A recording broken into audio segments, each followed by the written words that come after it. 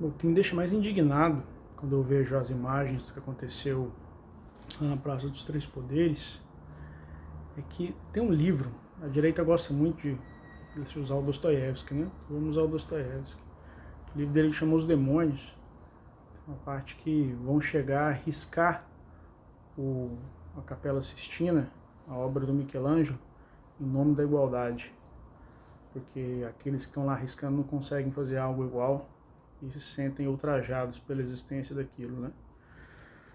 Quando a esquerda fala de igualdade, né, por exemplo, ela critica a discriminação com base em raça, com base em gênero, né, com base em condição social, o objetivo disso é impedir que coisas que na verdade não são mérito sejam tratadas como mérito, né? Isso é uma igualdade que dignifica a capacidade real de cada um, né? Para que uma pessoa que tenha talento não seja desprestigiada, né, porque é negra, ou uma pessoa que tenha talento não seja desprestigiada porque é mulher, uma pessoa que tem talento não seja desprestigiada porque nasceu numa condição social mais desprivilegiada. Isso é diferente, né, das pessoas quererem, isso é diferente do que a gente chama de ressentimento, que é o que é o que a gente viu ali lá no Congresso, né? que é uma espécie de falta de respeito, falta de decoro com qualquer coisa da qual elas se sintam inferiorizadas em relação. Tem uma cena que me chamou muita atenção, que foi os caras quebraram lá o Supremo, né? Quebraram lá os armários, os ministros e tal, e saíram com as togas. Entendeu? Então é um sentimento muito diferente. A Arendt fala isso lá no Origem do Totalitarismo, que uma das características quando o regime nazista teve sua ascensão, né, eram que pessoas que nem nos seus mais loucos sonhos achavam que teriam autoridade sobre aqueles que eram moral, social e intelectualmente superiores a eles. Então existiam muitas pessoas que eram elementos marginais da sociedade até aquele momento, e por fazerem parte do movimento nazista, depois que o Hitler assumiu o poder, assumiram autoridade ilimitada, né, sobre todo mundo, e ficaram malucos com isso, entendeu? Ela relata uma parte lá de que o cara ficava falando para um professor assim, antes era o manda-chuva, agora você não manda mais nada. Sabe esse ressentimento mesquinho, assim, dá pra ver tudo isso lá. Pessoas que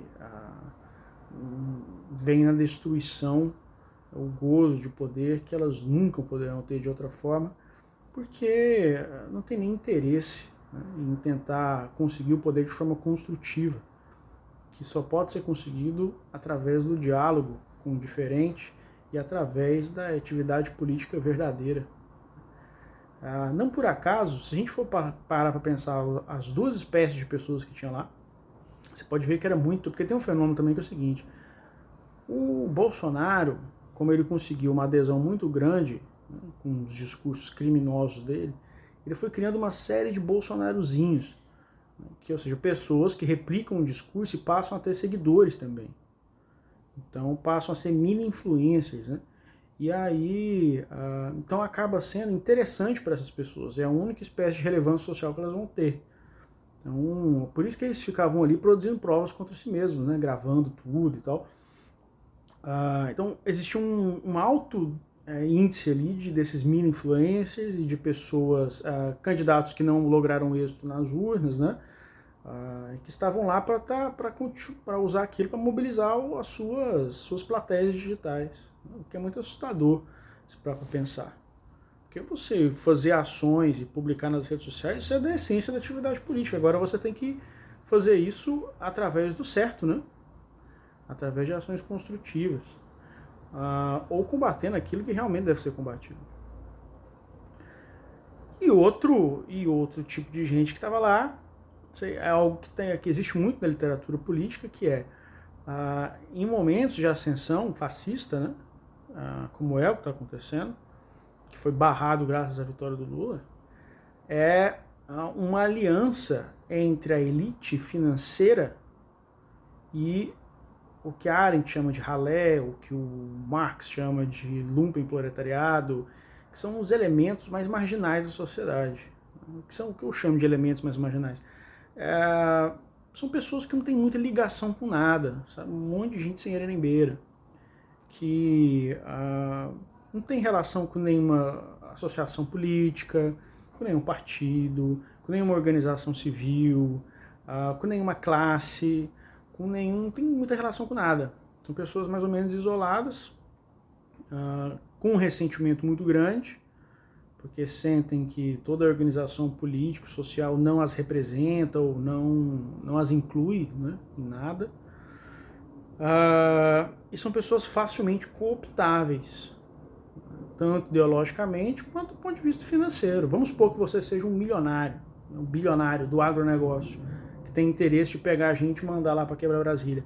Quem que você vai cooptar para fazer isso? Vai ser difícil você conseguir cooptar uma pessoa que tem gente para prestar conta, né? Que pertence a uma determinada associação ou que tem muitas responsabilidades, tem um bom salário, tem isso, tem aquilo. Acontece. Né? Mas o mais provável é que eles pegam lá pessoas que não têm muita ligação com nada, né? E enviam lá para Brasília e para fazer a quebradeira que eles, pessoalmente, não querem ir lá fazer. Por isso tem sido batido muito que é importante identificar quem são os financiadores, né, desse movimento, porque quem é a elite financeira do país hoje? O Brasil passou por um período de desindustrialização muito acentuado. Então a elite financeira do país hoje é a elite do agronegócio. E latifundiário em toda parte do mundo sempre foi reacionário. Então, eu preciso traçar quem são esses, né, que estão fazendo esse financiamento, principalmente, né, responsabilizar um por um desses que foram lá, desses ressentidos que foram lá destruir coisas que eles nem entendem o que é. Um cara que foi lá e enfiou a faca no Di Cavalcante lá nem sabe o que é aquilo. Ladrões, né? Roubando coisas, roubando obras de arte, quebrando patrimônios históricos do país, né? Pessoas que têm inclusive um desrespeito grande com a história. Acham que o mundo nasceu ontem, acham que o mundo nasceu junto com o umbigo deles. Porque todo o poder vem do povo, mas vocês têm que entender o que é povo. Povo não é só quem está vivendo hoje. Povo é quem está vivendo hoje, povo é quem já viveu e quem está por vir. As instituições que estão lá, elas são materializações do trabalho das gerações passadas. E quem está vivendo hoje não tem o direito de ir lá e destruir tudo. Não tem esse direito. Muito menos para deixar nada para os que estão vindo para frente. Então isso tem que ser descoberto e desmobilizados à base ideológica disso. Porque a parte da imprensa está querendo dizer aí também que como se fosse uma grande surpresa, né? Gente, isso não foi surpresa. Esse pessoal mobilizado nesse quartel aí era para fazer o quê? Influenciadores digitais estão estimulando isso há muito tempo. Para agora dizer que é preciso diferenciar, que eles não compactuam com isso. Compactuam sim. Quem quer o fim, quer o meio. Então se você diz que o Lula não vai subir a rampa, se você diz, né, que pedindo intervenção militar, você está querendo o quê? Você acha que isso vai ser feito como? Vai ser feito daquele jeito ali para pior. Então o Caiado mesmo, que fala, isso é inadmissível, beleza. Né? Mas e a TV Brasil Central lá? Levando o Gustavo Gaia, levando o Fred Silveira, que estimulam esse tipo de coisa. E estão estimulando até agora. Então essas coisas têm que ser levadas à responsabilidade de cada um. E agora é o momento para fazer isso, porque eu nunca vi um negócio desse na minha vida. Eu sou novo, mas nem tanto. Nunca vi um negócio desse. E é gravíssimo, e eu acho que a gente não pode perder a oportunidade de, nesse momento, desmobilizar esse movimento ideológico criminoso que já mostrou que veio. Porque se não for na base da punição, da responsabilização, da cadeia, da desmobilização dos financiadores, eles não vão parar.